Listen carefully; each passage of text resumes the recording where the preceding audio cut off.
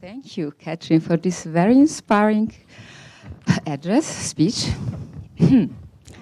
Yeah, I understand better use value of culture and arts. That means willingness of people to buy theater ticket, to go to the museum, to purchase a book, and so on. But on the other hand, I'm a little bit confused. Why? Because there is also non-use values of culture.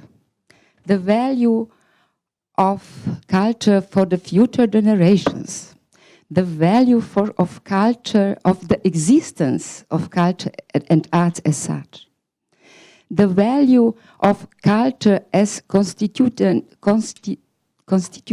part of education, the value of culture for identity, the value of culture, the value of option that you can attend culture event when times come.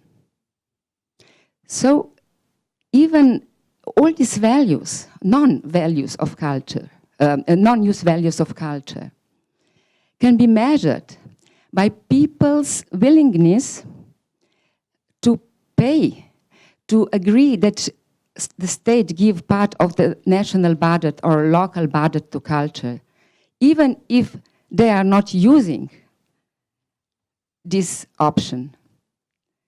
And a lot of public pools tell that. For example, we made not far ago in Slovenia one of these inquiry.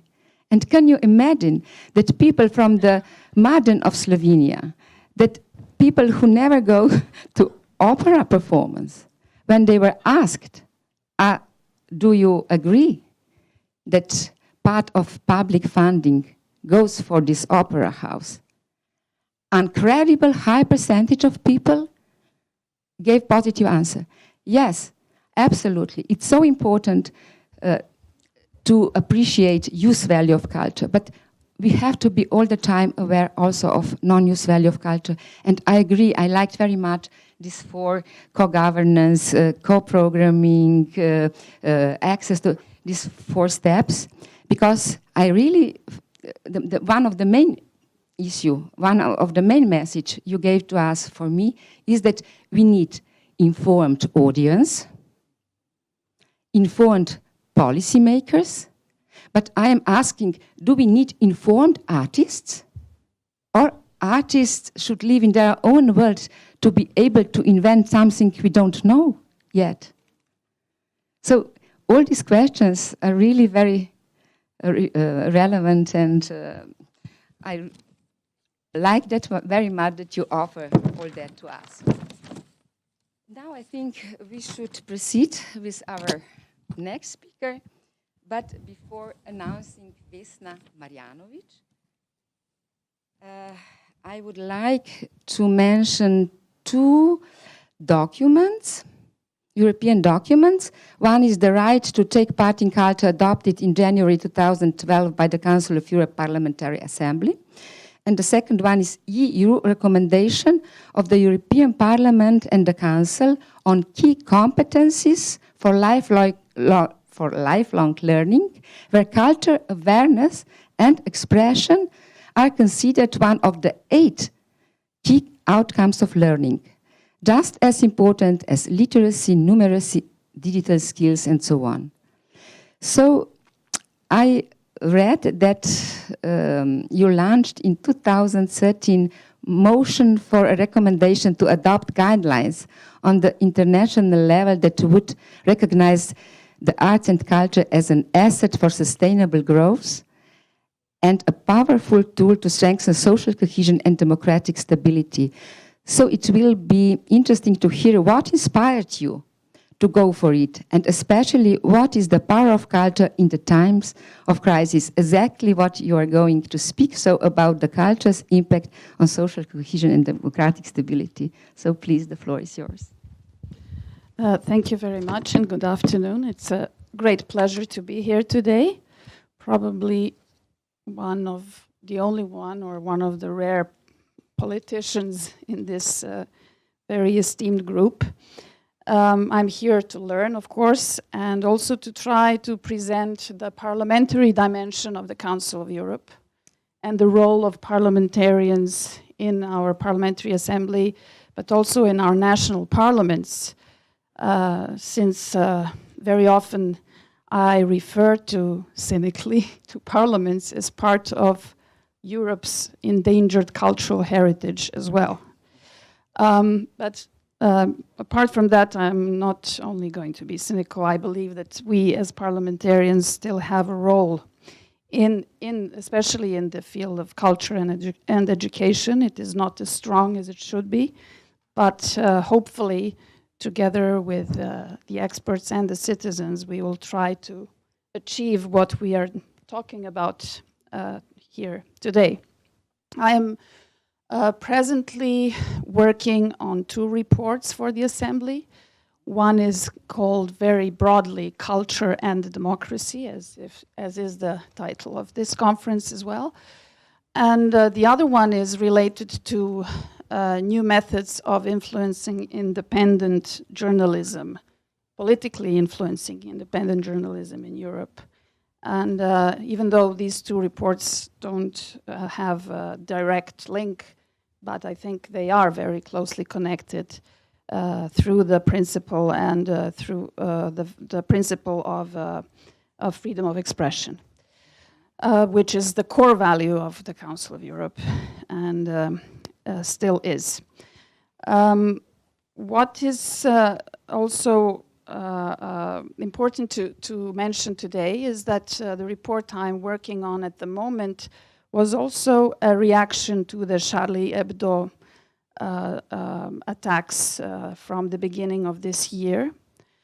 But in the meantime, and the Council of Europe, of course, responded very swiftly, and the Secretary General has come up with conclusions, and of course the Assembly also overtook certain actions.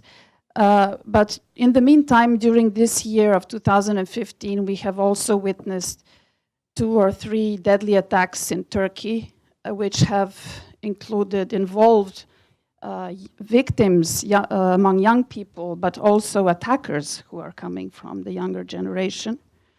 And 2015, of course, was and still is strongly influenced by the refugee crisis. And also one of the effects of this crisis, and that is that after 25 years of the fall of the Berlin Wall, we are today in Europe building new walls. So these are all issues that are have inspired to try to work on a report which is called Culture and Democracy. And after listening to what all of you have said today, one might say, do we still have to deal with these general issues? And I believe that, yes, we definitely do, but from a new angle. And I have learned a lot, of course, today, but we still have to do more, I think, because Council of Europe, as many of you know, has taken pride into many documents that we have adopted in the last 50 or 60 years. But still today we have the results. We have these new developments that are telling us that there are urgent things going on and that we need to react to them in a different, I think, in a different manner. The Council of Europe, I have to also remind all of us, and not only the Council of Europe, but the European Union was built as a peace project, not only as an economic union, but also a peace project. And today we witness a rise of right-wing populism, extremism among younger generations, and therefore, to answer what you were talking about at the beginning, I think we do need to improve our legal instruments, also in the Council of Europe. I'm not going to go into this discussion deeper whether we should have a new instrument or not. I agree we need to first reassess whether we are implementing the instruments that we have. Just a couple of examples. We have the Faro Convention that the Council of Europe is very proud of. For example, my country, Serbia, has ratified the convention but has not really showed a lot of examples of implementation. On the other hand, you have France, who hasn't ratified the convention, but there are examples in some local communities that have implemented the convention. So this is just one of the examples to show that not always the legal instruments, which of course are necessary, are showing results when it comes to implementation. Also, I would like to mention that very recently I was also part of a conference organized by the Council of Europe in Strasbourg, where we meet regularly, about combating extremism through education and culture. And there was a finding of a couple of experts who were doing research among the population, young population of extremists, and the reasons why they are so easily, or maybe not as easily, but eagerly joining the extremist organizations. And the answer was, among other things, that they have a feeling of heroism, a feeling of drama, a feeling of importance, a feeling of being a celebrity. And then I asked, well, but doesn't culture also provide, or could provide, the same feeling for those young people, young men and women? And obviously we haven't done enough to have cultural institutions open to them, especially the socially excluded young people. And unfortunately, in the recent times, we are going back to considering churches being the only places of assembly or the main places of assembly. We forget that cultural institutions can become places of assembly or safe places, not only for enjoying cultural programs, which of course is the main issue, but also a place for discussion, for debate, for critical thinking, for learning about tolerance, about abstract thinking, about all of these extremely important things that I believe only culture, through cultural education, we can actually learn our younger generations. To come back to also to the matter of implementation of our documents and the importance of them, I would also like to mention that even in the Council of Europe and the Assembly, we are witnessing budget cuts. We are also witnessing a fact that through one of the main instruments that we have in the Assembly, that is the monitoring process that all countries are very interested in, because it is something that in effect can have some binding results. But in the Council of Europe, the monitoring process is always about free and fair elections, about freedom of media, let's say, but it is never about culture. Because as it was said, those provisions in the Council of Europe and the European Union are not legally binding. I'm not saying that they can be, because culture was always considered to be a matter of individual or national policies, or let's say some kind of freedom there, which of course has to exist. But we still, I think, have to find ways of monitoring and reporting, at least, on what the countries are doing in terms of implementing principles, documents, and values that are adopted by transnational institutions and by European institutions. I would like also just briefly to go through the main principles or the main parts of the report that we are preparing. One of them, of course, is finding examples or proving the example that that through culture that we also enhance the political culture or the democratic culture. Council of Europe was always extremely interested in culture being one of the ways or one of the important parts of developing democratic citizenship. Also, it is important to emphasize that this report is going to tackle the issue of the culture of remembrance and the obvious, I would say, I think, obvious effect of the new generation who is, for example, I wouldn't say forgetting the Second World War, but it is not as dramatically understood as it was for the generation of my parents or even myself. I am the first generation of my parents who were part of the Second World War. The issues of Holocaust and many other issues that have been, we thought, settled after the Second World War. We are now witnessing that certain issues are coming back with a completely different understanding of the new generations.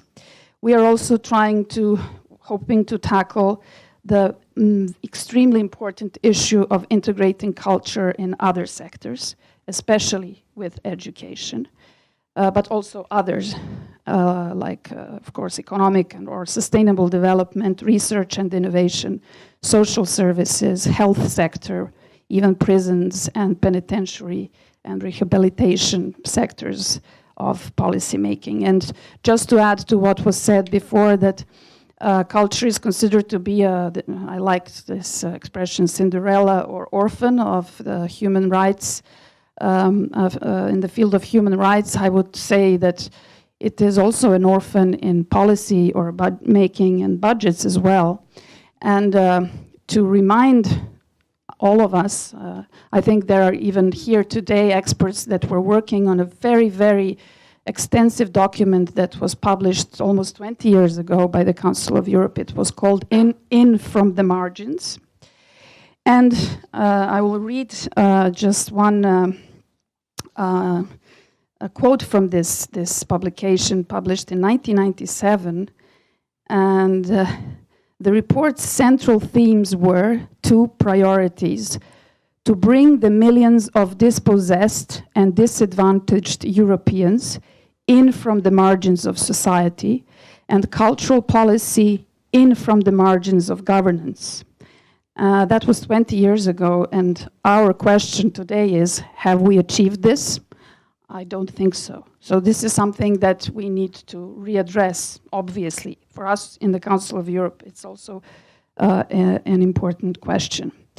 We will also try to tackle in this report the issue of public funding priorities. Of course, we cannot have a formula for that. But as you just said, I think it's very important what you raised. When I started working in the Council of Europe as a member of Parliament, the main issue was how to prove to government bureaucracy the usefulness of art in meaning, in material, in terms of ratings, in terms of profits, in terms of building the economy, in terms of sustainable development, which is all indeed very important. But we can see now that it is actually, we are losing by only working on these arguments, we are forgetting the other part, the most important part of arts and culture, which is a long-term investment in the society, in individuals, in the younger generations. And one of the reasons why this is going on is because of this crazy political election cycle where everyone is looking for instant results, and education and culture give the strongest results that education and culture can give are usually long term. And so we need to have this argument still alive, because then we will become machines that have to produce something in every 2 or 3 years and that show results which can be somehow put in a graph, which is not always possible. Also, I think, and this report will partially try to deal with a very important issue, and that is the role of the media, the mass media and the new media, or the social media as well. I really believe that it is impossible to reflect on issues of culture and democracy today without considering this relationship. I come from a country where tabloidization and sensationalism and rating-orientated media policy have expelled cultural programming or educational programming almost from mass media. If we don't find new ways of engaging the media, or even through the public funding, because there are parts of the budgets which are going to open competitions for media programming. So this could become a priority. Then I believe that we will stay, as you said, in closed circles. We will not be able to reach a bigger audience. Also, there is finally the issue of the role of parliaments. I have to admit that, as in the cultural sector, also in the political arena, people who are engaged in culture and education are usually rare, because it's not the power politics, and of course usually they are also women, I have to say. Well, at least that's the case in the region where I come from. But still, I know that there are many parliamentarians that are dedicated to these issues, and I think I'm happy actually to hear that there are organizations that have an ambition to become Greenpeace for culture. I think we need something like that. Even politicians need strong backing from the civil society. When some of us try to put culture in the mainstreaming or to put it on the agenda, it is not always easy. When you have a feeling that for these same ideas there is a much bigger support from the public opinion and from the community, then it is also easier for us, as if it is easier, of course, for the civil society to have someone in the institutions fighting for their causes. So maybe this is something that, with this note, I would like to close what I wanted to say today, to also support the need of stronger communication and a stronger voice for people involved in culture. Thank you.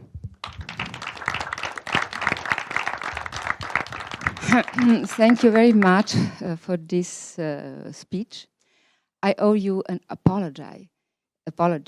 I didn't present you as a vice chair of Culture Committee of Parliamentary Assembly of Council of Europe.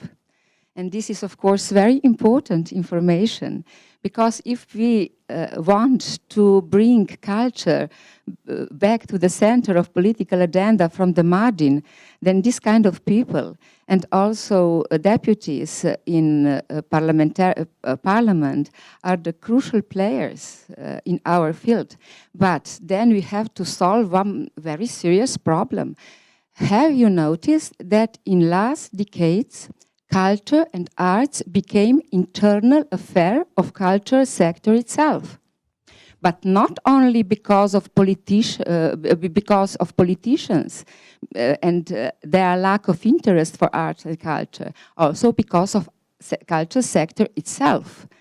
This culture autonomy has two sides.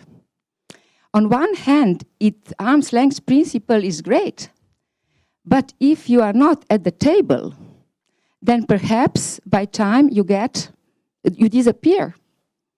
So perhaps we should address again the issue of repoliticization of culture, not as something terrible and ugly, but as something necessary. And perhaps we need to think about shift from arm's length to arm-in-arm way of culture policy making.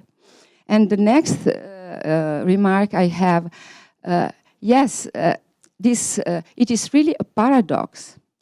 Who introduced use value of culture as the major pillar of culture policy making? Culture sector itself, because what I was explaining before, non-use values of culture, this is a very economic theory. And if we are able to prove to the economists through the contingent methodology surveys that people are willingness to pay for culture and arts even if they are not using it at the moment, then this could be a very strong argument in the discussion about democracy and culture as well. And yes, I really, I agree with you that we need to reinforce legal framework or standard setting basement of culture and access to culture and right to culture. But then we are meeting a serious dilemma. Whose culture and what culture is eligible of public support? So perhaps it is not such a good idea to try to define the right to culture in its substance. Perhaps we should look from another angle and from the perspective of good governance of culture. So is there some relation between the right to culture and a good governance of culture? And I would like